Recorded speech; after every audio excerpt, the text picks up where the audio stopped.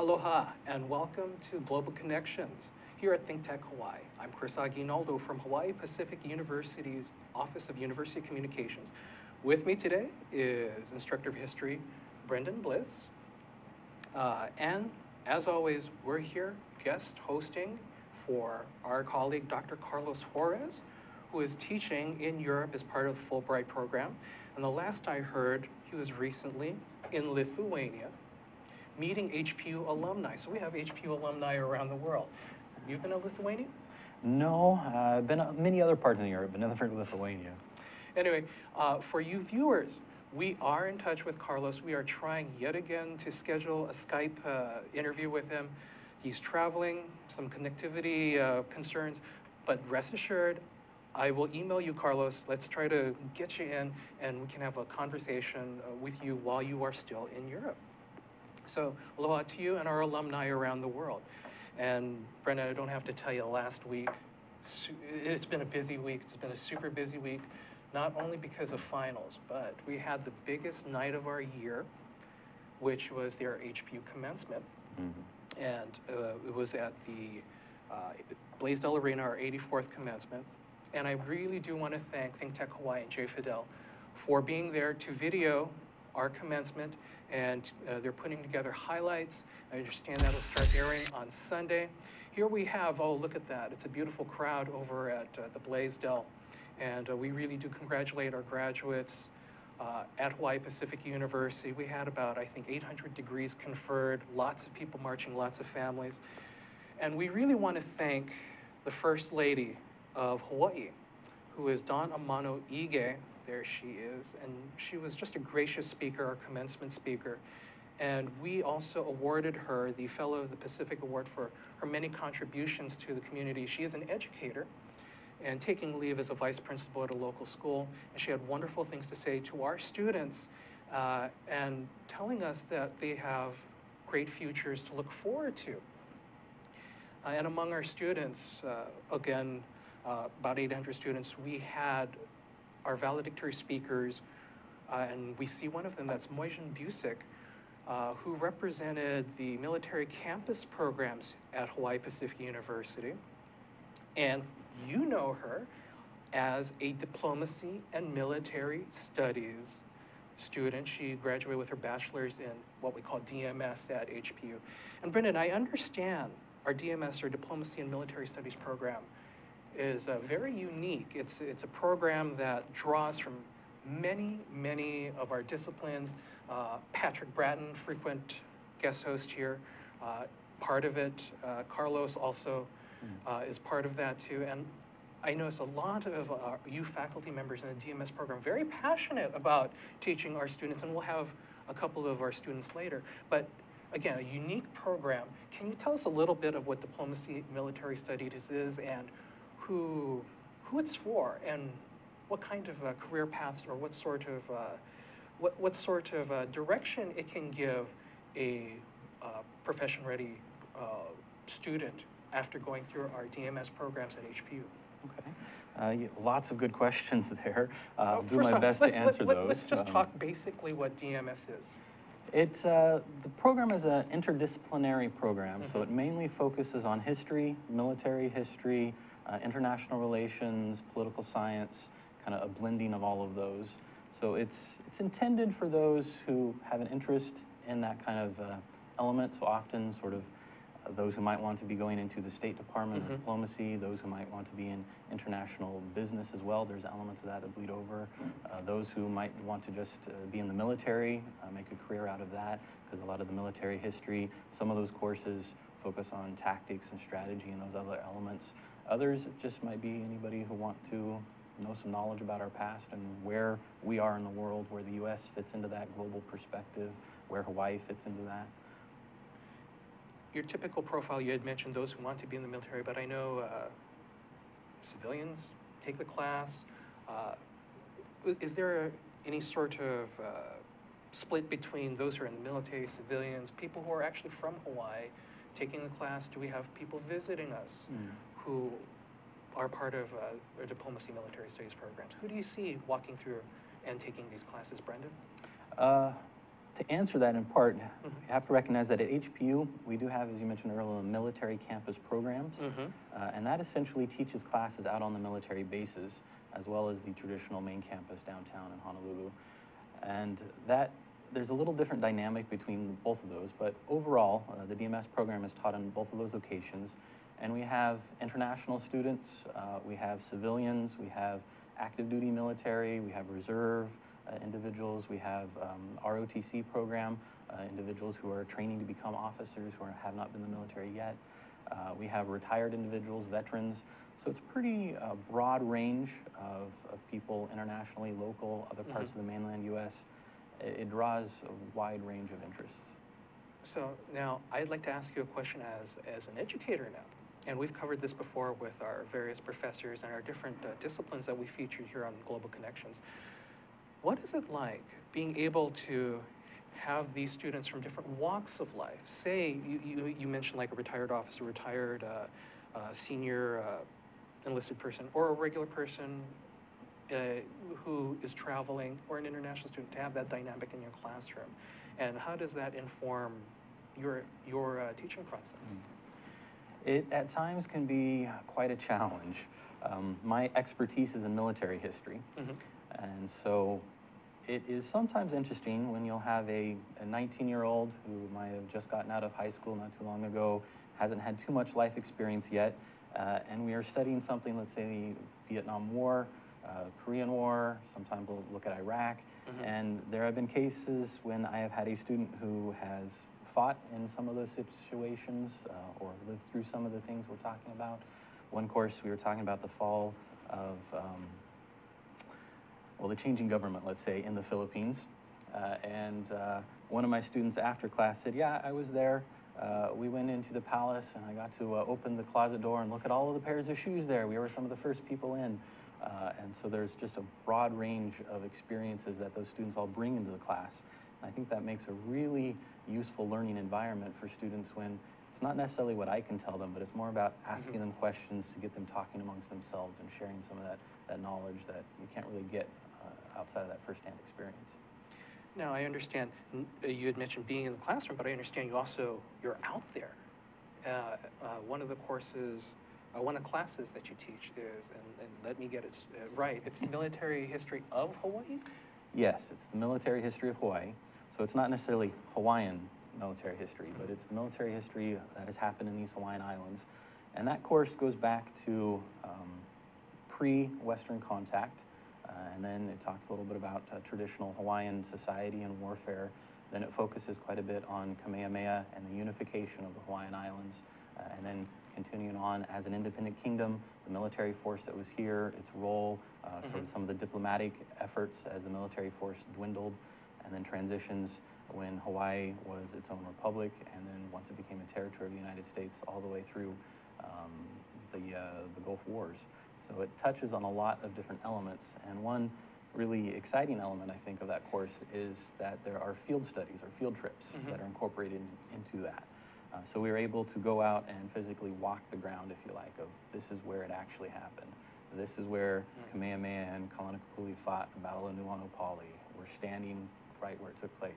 Go out to Pearl Harbor, standing on the decks of the Missouri where World War II ended, saying, you know, we can actually experience this and understand it a little better than just from a textbook.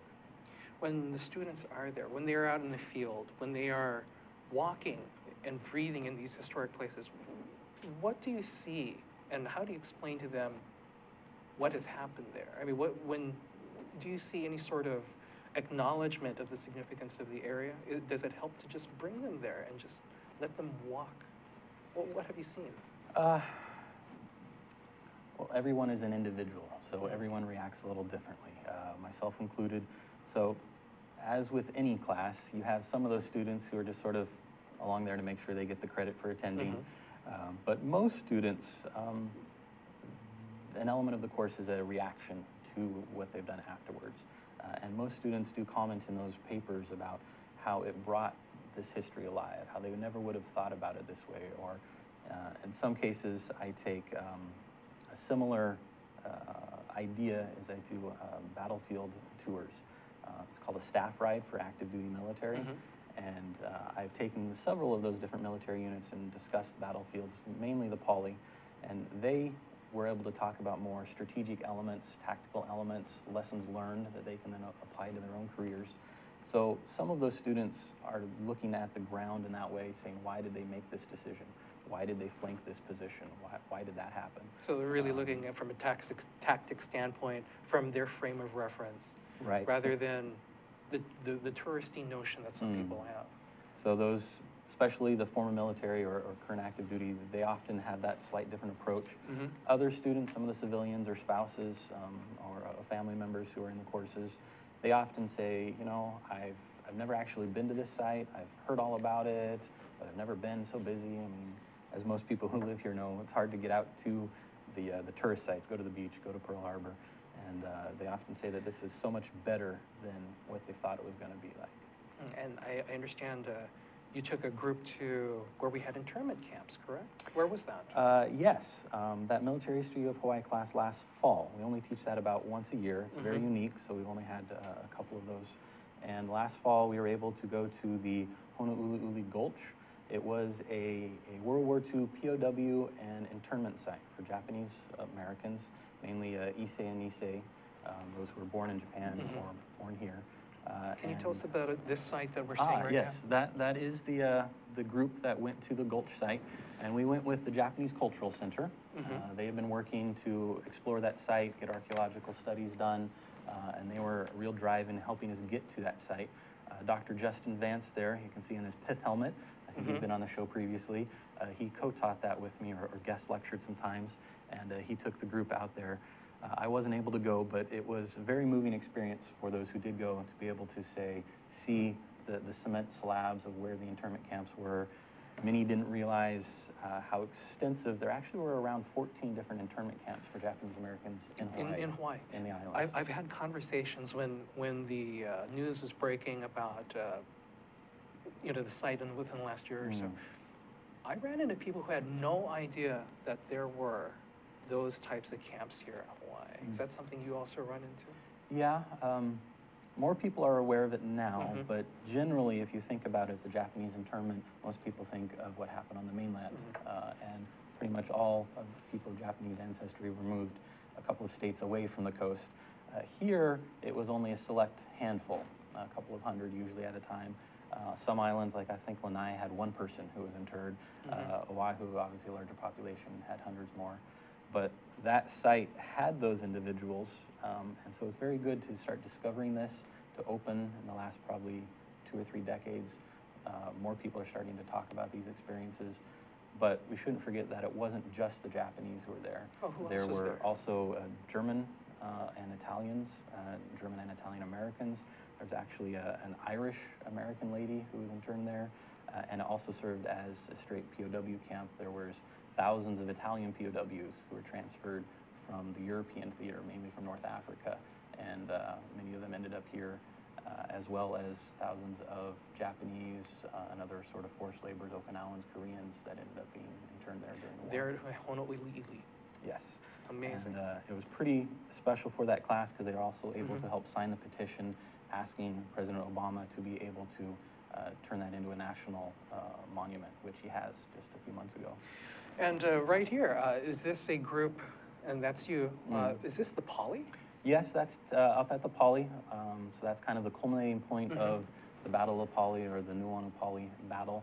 And that was a military unit that I took around on the site, helping explain the history of this island.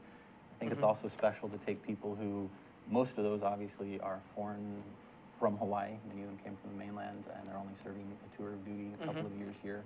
So it's important to have a better understanding of the culture, and that was what we were able to do there. Oh, thanks, Brenden. We'll be continuing this discussion. We'll also be bringing a couple of our students in the next segment. You are tuned into Global Connections here at ThinkTech Hawaii. Thank you. Here's the deal. I'm Jay Fidel. I'm the host of Hawaii, the State of Clean Energy, which is the Energy Policy Forum's program on Wednesday. That's how we call Wednesday Energy Wednesday. We call it Energy Wednesday every Wednesday. Are you surprised? Okay, and we try to get guys like Jim Alberts here from Hawaiian Electric who can tell us what's really going on in energy. We want to be informed. It's so important. It's the most important initiative in our state. clean energy is major, okay? And that's why we cover it on this show. That's the deal. What do you think, Sharon? I think that's great. That's why we're here every Wednesday from 4 to 5, and we hope you all join us so we can hear people like Jim coming on our show and co-host Ray Starley from Hawaii Energy. Okay, Jim, you've been here today. You've seen this. You heard what she said. What do you think? I think it's a tremendous opportunity for people to come together and talk about the issues. Oftentimes, there isn't a good forum to bring these key issues out into the public, and this is a tremendous way to go about it. And the activity of this show is essential to keep talking about energy because, as you said, it's such an essential part of our lives that we need to pay attention to it and we need to think about the future. Okay, Ray, your turn. Well, this is a special time in the history of Hawaii where we're making some pretty radical changes in the way we use energy and generate energy.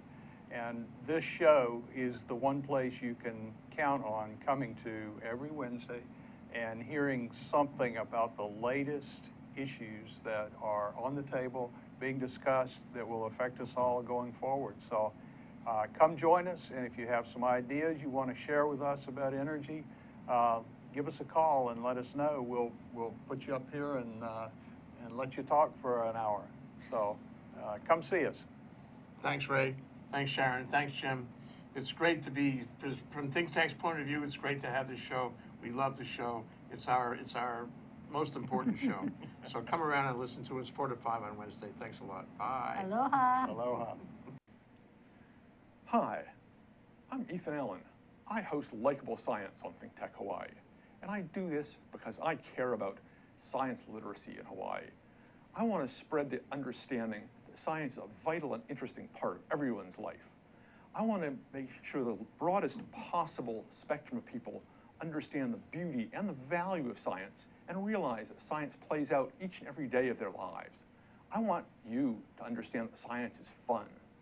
So we bring onto this show each week guests who are scientists, from astronomers to zoologists, and we talk about what they do and how they do it.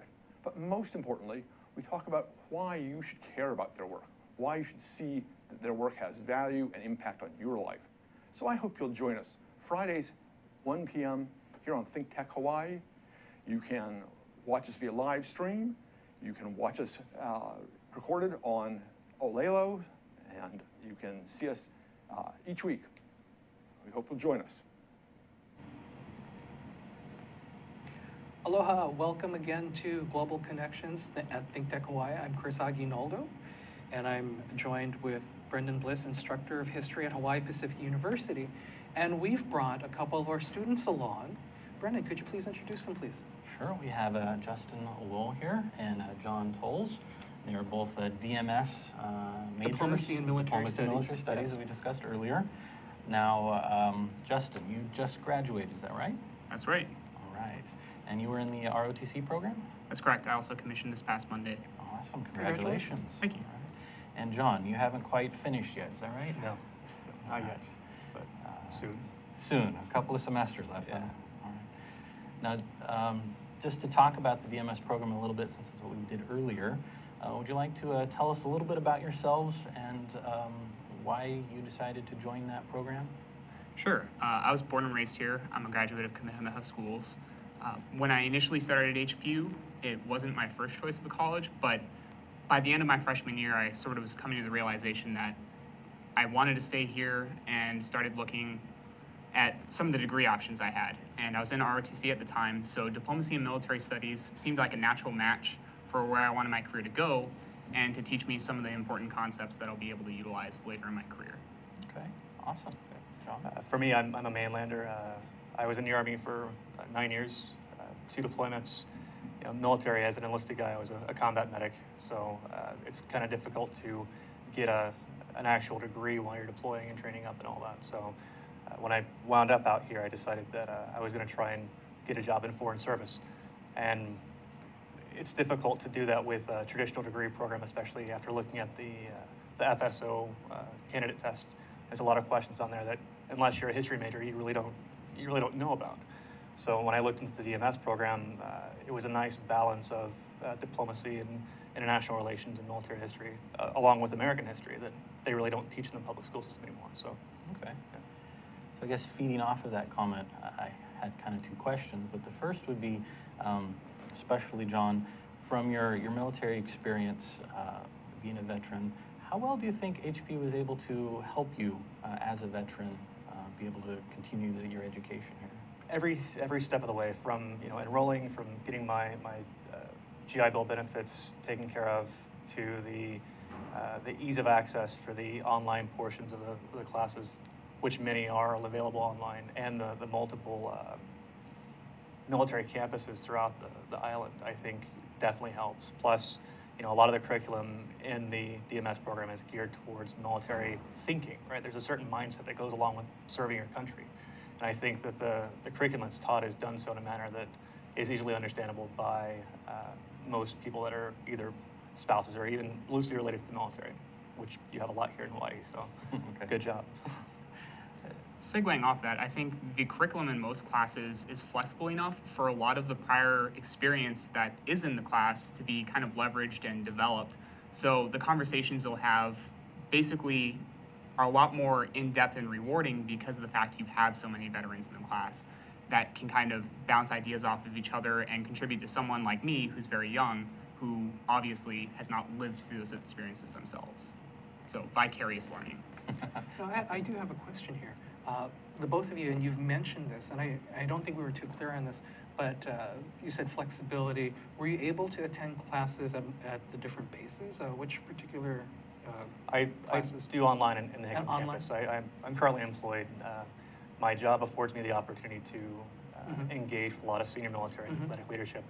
That said, I'm also predisposed most nights of the week. So there's a lot of events that happen here in Hawaii, and having those classes, especially the longer one-day-a-week classes, definitely helps. So. I mean, I was a full-time student for my 4 years here, but I've had the opportunity to take online classes as well as Hawaii Lowe, which is over in Kaneohe, as well as downtown campuses and night classes. So the availability in terms of class schedules really enables you, whether you're a full-time student or part-time, to get the classes you want to take here. And that's a really, that's a nice flexible option that you can go to like Joint Base Pearl Harbor Hickam, or you can go to Marine Corps Base Hawaii. Or Tripler even. Tripler even, and walk into a classroom. I was just at Hickam, really nice folks out over there. Yes. Do you have any recommendations on, like right now, it's summertime where people are thinking about what am I going to major in? And it sounds like in the beginning, the both of you were still trying to figure things out, and you were gradually attracted to this program. What would you say pro for this program for those freshmen out there who are thinking, I don't know what to major in, and like you decide to stay home and still get an international education here at Hawaii. What would you tell them about this if you just broke it down? What sort of preparation, what kind of career prep that you personally got out of it? I think a lot of the folks that are in the classes, they are also in the community that I work in a lot. So, getting just before class and after class, either mentorship or giving advice to folks, telling them where to go, learning how to research specific things, accessing online databases. I guess in regards to prep, this isn't a course load that's exactly light. And that's great. By and large, you have so many organizations, so many universities out there that have and give out degrees just for the sake of giving degrees. And with this is something that you can actually use. But you've got to have your heart set on it before you invest your time, energy, and taxpayer money if you're a vet going to school. Oh yes, I understand, because I spent some time with your valedictory speaker, Moishin Busek, who is an Air Force spouse. Lots of cheers when she mentioned military. Lots of cheers when she met her and she mentioned representing the current service members, their spouses, and the veterans. So underscoring there's a lot of military support and military presence here in Hawaii. Just back to the question, it's like, what would you say is something for those people who are shopping for a major, who are applying for college? And again, here in Hawaii, since you are from Hawaii, what was really appealing about this major? I definitely think it was the historical mindset, but it also emphasizes a lot of critical thinking that gets you looking at the world in ways you don't with just a high school education. And when I began to go through it, a lot of the narrative within the past 30 or 40 years has really sharpened my understanding of how the world works today and the reasoning why it is the way it is today. And I think that's what has really helped me. And going forward, I know I'm going to be looking at the historical concepts that I've learned here. Brenden? Well, I guess following up on that, what would you say, could you identify what was the most useful thing or that one element of those courses that stood out the most for you? Sure. So one of the classes I took was the theory and practice of insurgency and counterinsurgency with Dr. Brian Price. And it got me looking at the world instead of in a them versus us mindset, and kind of made it look at all the different facets that go into conflict and peace building and international relations and diplomacy. So instead of just the combat aspect of it, it goes down to good governance and how do you protect people and how do you convince them that the government's on their side. A lot of very difficult questions to answer there, I'd imagine. John? To add to what he said, I think for me it was the most recent class I took was the history of military thought. Right? So going into the dynamics of strategy and tactics in general, but realizing that, you know, a lot of our senior military leadership, you oftentimes will hear them quote Clausewitz, or they'll quote, you know, Sun Tzu. But having taken the class, you realize that these are things that they're taught during command and staff. They're taught these things at General War College. And it's more than just, you know, cliche statements to make themselves sound educated. It's a philosophy of the professional soldier. And that's I don't think a lot of people really realize that. You know, when you look into how battlefields are formed and shaped and sort of where to go from there, they're relying on centuries of experience. You know, that's why they do what they do. So. All right. Very good answers there. When you look back, and again, you said you commit to it. It's a heavy course load. In terms of just heavy, is it quantity or the level of thought? It sounds like there's a quoting Sun Tzu, that's the art of war, and other strategists. It sounds like it's not just quantity of work, but really you needed to think it through. Not just to skim it. You can't do the Cliff's notes on it. Right. And I did finish grading your final, so you can answer that honestly. Good. You can be honest. I mean, it's, yeah, it does force you to think. I mean, just like any other education or means to a degree or whatever you're doing, you get out of it what you put into it. If you want to be a mediocre student and do the bare minimum, you're not going to learn anything. But Mr. Bliss here won't pass you without saying, you know, some kind of remedial, I guess, action being taken. You know, and that's great to have a teacher that's just as dedicated to the student learning as the student is to being there. And that's the only way things like that can happen. I mean, I think that given that, the questions that even in the online forums, the questions that he asks, you're right, there is no Cliff Notes answer. He demands, you know, and the questions demand that you actually think about what's being asked and that you cite your sources. Yes, cite your sources. Now, Justin, did you have anything to add to that? I mean, definitely. One of the interesting challenges with the course load for diplomacy and military studies is you can't read a book and take it at face value. You also have to look at the author and the context in which they're writing, and it gets you to a deeper level of understanding in the context of where that book was coming from and how you can change some of the language in that and the ideas and apply them to modern day. And it might not even be historical work. So something that's written today and is like Army doctrine, you need to be able to make that translatable to the civilian world and other applications outside the military as well. And that's a skill that I've learned.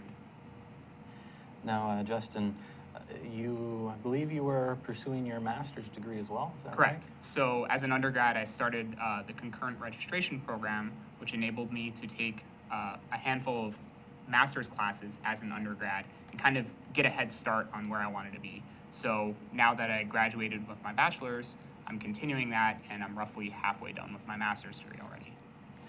So you're only halfway done, but Yeah. So far with what you've taken, is there any difference, you think, in the students and the environment and the course content from that master's level than you have at the bachelor's? Definitely in the course content and definitely in the amount of reading. In fact, I still have a few chapters I need to read today before class. But it all gets down to the level of discussion you have and even just the environment. So as an undergrad, you're typically lectured to, you're given a block of instruction, you learn from that. Whereas at the graduate level, you're expected to do all the reading on your own, arrive to class, and then have a seminar-style format where you're all contributing to a discussion about what you've all independently read and learned. I'm going to have you hold that thought, and we're going to take a short break now. We're talking about Military History Hawaii, Diplomacy Military Studies Program, Military Campus Programs. Hey, it's Military Appreciation Month here in Hawaii. We'll be back at Global Connections here at ThinkTech Hawaii. Hi, Jay. Hi, Keith. My name's Keith Bettinger. I knew that. And I'm the host of ThinkTech Asia. I knew that too. Here on ThinkTech. Fabulous. You got a great show going, Keith. Thank you very much. And for our viewers out there that are interested in ThinkTech Asia, it airs every Tuesday from 4 to 4:45, and it can be accessed online at thinktech.com. Yeah, so what kind of guests you like? Well, we have a number of guests from academia, from practitioners of international affairs. Sometimes we have military officials. Sometimes we have public officials on the show. And our goal, we try to talk about current issues in South Asia, Southeast Asia, East Asia, and Central Asia, all throughout the Asian realm in more depth than you would find in traditional mainstream That's the media. difference, isn't it? Exactly. That you're reaching out beyond what ordinary news media would do. Right. That's why we like you so much. We're trying to provide a thinking person's perspective, an intelligent perspective on what's going on, and we're both sides of the story, or even when there's more than two sides, we try to cover every angle. And I think that's one of the big benefits that we provide here at ThinkTech. Is it's a really innovative source of educational programming for the people of Hawaii. You're great, Keith. You are a great host. You got a great show going on. I watch it every week. Thanks very much. Why don't you guys watch it every week too, okay? 4:45 to 4 to 4:45 every Tuesday. Aloha and welcome back to Global Connections. I'm Chris Aguinaldo from Hawaiian Pacific University, and I'm joined by our students here and Brenden Bliss, instructor of history, and Justin. We had mentioned earlier, you graduated last week, didn't you? Yes, over I at did. the Blaisdell. How was that? How was that experience for you, being over at the Blaisdell and watching and being part of our graduation ceremony? It's pretty exciting. Wearing graduation regalia is definitely something you only get to do a handful of times, or maybe even once in a lifetime. So for me, it was very rewarding to see what 4 years of work culminates in, and nothing's more exciting than walking across that stage and shaking hands with President Bannister.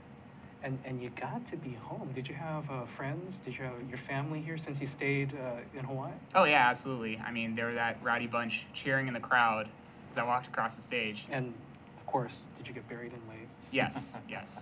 That's what happens here in Hawaii. I was with someone who is from, I think, New Jersey, New York. I spent that night with him, and he was just amazed at how we treat our graduating students in the islands. It's normal. It's normal here. You graduate from high school, you're buried with lei. Here at HPU, you have a lei, and you have your friends and family, they bury you with lei. Now, we've been talking about commencement here, and ThinkTech is working on the highlights from our commencement. Right now, if you do want to look at some of our commencement speakers and our commencement speaker and our students or valedictory speakers, it's online at facebook.com/Hawaii Pacific. That's our Facebook page. Just put Hawaii Pacific on Facebook. We have First Lady Dawn Amano Ige's speech. We also have our commencement speakers. That was Zachary Jury from our nursing program. We had Mark Bryans from our communication program, and of course, Moijan Busick, who represent military campus programs, who got a bachelor's, who received her bachelor's in diplomacy and military studies. Now, before we took a break, we were talking about some forward thinking, how this degree will prepare you, the next steps of going to graduate school. Let's pick up that thread of conversation, and let's see. You were saying that you were taking the concurrent classes. Those are classes, again, limited amount of graduate classes while you're taking undergraduate classes. How helpful was that, being able to marry those together? I mean, immensely. It cut down on the amount of workload I needed to do for both my master's and my undergrad because they count for both. But it also has set me up to take a few classes this summer, get ahead, and ultimately complete my master's in a shorter amount of time than it would have been. And yeah, that's absolutely fantastic from a cost perspective and education perspective. Brenden? Well, John, you haven't finished quite yet. Were you thinking about continuing on to a master's at some point? Yeah, absolutely. My current employer, we have an agreement worked out through the CNO where other staff members are allowed to apply for the Navy postgrad fleet seminar program here in Hawaii. So I have several colleagues that have gone through and done that program, and it's definitely something I will be continuing on to, especially since I already have the books.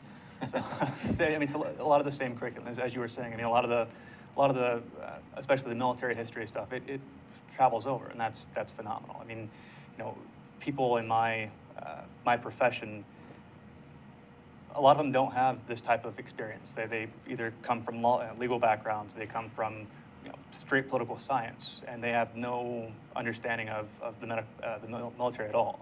And so I think this has acted as a stepping off point for me to pursue something more in depth, whether it's strategic studies or something in that line of thought. Excellent, and that program you mentioned with the Navy Postgraduate School, that is a good program here at Pearl Harbor as well, because there is a connection with the DMS program that's similar to that concurrent program. You can share some of those courses, so it's a lot of connections here in the islands, Chris, with the military and the sort of civilian defense industry and NHPU. When you say that, again, lots of intersection here. I want to get back to something that we had mentioned earlier. How is it looking, and we'll go more in depth here, but looking at it from someone who has had both experience, we were talking about being in the military, outside the military, and folks who are in your industry who do not have that sort of in-depth background. Is this a sort of degree that they could step into because of the flexibility of it all? And if they want to pursue careers in that sort of industry where they can pick up that understanding? Do you think it's accessible? Most definitely. I mean, it's the classes are geared from the bottom up, right? So you can choose to do it the other way around, which is something that I did. I started with the hardest courses first, unbeknownst to me. But I mean, it worked out in the end. I think that in my line of work, having that knowledge and background, when engaging the type of people that I do on a daily basis, it leads to a certain rapport with them that you're not going to have with someone that doesn't know. So when you're talking to a 4-star, an admiral, and you mention, a battle that took place, especially the Navy, they're huge on history. You mention, a great battle of the Pacific, and they look at you and they say, yeah, that's right. It brings about a certain amount of respect, right? And that's in Hawaii, as all of you know, relationships are everything, and it's building that rapport that helps a lot of folks in the islands do what they do and get things accomplished. So. You mentioned naval history. You looked at me. You took one of my capstone courses where we looked at naval maritime history. Absolutely. And that some students, they were a little interested in the Army. Right. Not you, Justin, but some other students, they were like, why are we talking about the Navy? Well, that was me initially. But then I quickly realized that had it not have been for the progression of maritime industry and ultimately naval warfare, I mean, we would still be fighting with swords and back in the Stone Ages.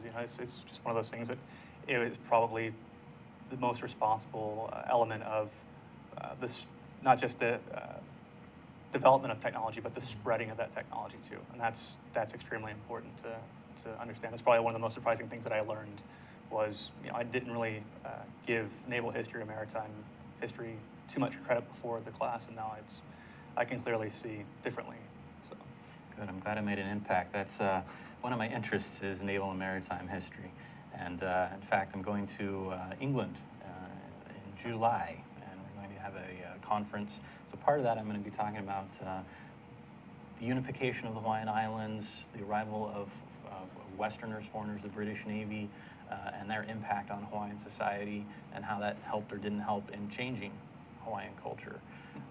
So I've kind of looked a lot of things at naval history over the years, and many of the faculty are like that. Right? We have academic interests, publish articles, journals, have to stay current in our fields. And you mentioned Dr. Price, who is more interested in counterinsurgency, has more experience in that field, as well as medieval history, which is very different. But oh, that was a fun show when he was on. I bet it was. So there's a broad range of experience the faculty can bring to it, which hopefully, as you're mentioning, broadens your understanding a little bit. Justin, did you have any type of a similar experience where you discovered something you weren't really expecting? Absolutely. I took a class, Theory and Practice of Diplomatic History, with Dr. Askman, and I'm fairly young. I was born in the early 90s. I'm only 21. So when we were discussing the Cold War, I basically had to relate to him how it's given me a very unique understanding because I don't know what it was like to have that concept of mutually assured destruction or the threat of nuclear annihilation weighing over my everyday life. So having those conversations from a generational standpoint is also very impactful. Yeah. And that was Dr. Douglas Aspin, also with the history program at Hawaii Pacific University. We got to get him here. Yeah, we should. We should get him on. This question is for anybody who wants to answer this. Just continuing the thread of unexpected discoveries. Anything particularly about Hawaii? Because we had mentioned earlier those visits that you take. You are from here. You are Kama'aina here. Anything about Hawaii itself that surprised you as you dug deeper in the classes and all these instructors? And we do want to make sure that the education you get here is centered with a Hawaiian sense of place. So any discoveries from Native and Kama'aina? For me, I think that most notably would be the history of the 442nd, and amazing, starting from the being branded enemy aliens and fighting for the right to fight. But I mean, from there, even going further in, had it not been for that, we wouldn't have the OSS, the Office of Strategic Services. We wouldn't have what is now the CIA. The OSS was one of the most active clandestine units in World War II. They participated heavily in the China-Burma-India theater, responsible for liberating 700 POWs, Doolittle's raiders, the whole 9 yards. And it's, most people, you won't learn that in most other places. It's just not to be found on the mainland, I don't think. How about you, Justin? I had the pleasure of taking Dr. Aspin's course here, which was the history of Hawaii, which we did field trips to Iolani Palace, Iolani Hale, the Supreme Court building, as many people know it, or Hawaii 5-0 headquarters. But when I was writing my papers for that, I basically got to take a look at the foreign relations between the Hawaiian Kingdom from the period of 1810, the unification, all the way up through the end of the reign of Pauikeauli, or Kamehameha III. And it really gave me a perspective on how the Hawaiian monarchs thought of their sense of place within the international community and the ties that basically brought all these people here to the islands into a huge melting pot. Wow, it sounds like you two had incredible experiences as part of Hawaii Pacific University's Diplomacy and Military Studies program. I really do want to thank the two of you for being guests, me and Brenden. Thank you, guys. Talking about going out in Hawaii, there's a special photo we'd like to share, and I'll let you tell people about this one. So the photo, last December, that Military History of Hawaii course, we took our students out to Pearl Harbor, and this was on Pearl Harbor Day, December 7th. And we were able to go to a special ceremony, the Black and Canteen ceremony, so we were one of the only individuals out on the memorial. And this photo is from that memorial looking down. You can see part of the Arizona sticking out of the water there, the memorial marker for another vessel that was hit, and then the USS Missouri in the background. If you look closely on the right-hand side, you can see some petals in the water. And everyone was given some flowers that they tossed into the water and given a name of a crewman who was killed that morning, that they were to think about over the course of the year. And it's especially moving for me, I think, when you look at it, to see Arizona sort of marks the beginning of World War II for the United States. And the Missouri there, that is where the surrender ceremony took place on its decks, where Japan surrendered into the war. And it's kind of the bookends of history, I like to say, the beginning and end right there, that we are fortunate to experience here in Hawaii. Thank you, Brenden. And for all of you who are having a long weekend. Remember, it is Memorial Day. It was Decoration Day in the very beginning, but it's a day to remember those who had passed and served. So it's not just a time for enjoying yourselves and not a time just to go out and have fun and go to the sales. But please remember, and especially those two, you two, you know that we build our legacy on those who serve and the ones who gave our lives for our freedoms. So thank you very much. Thank you for joining us for Global Connections. Aloha and a hui hou.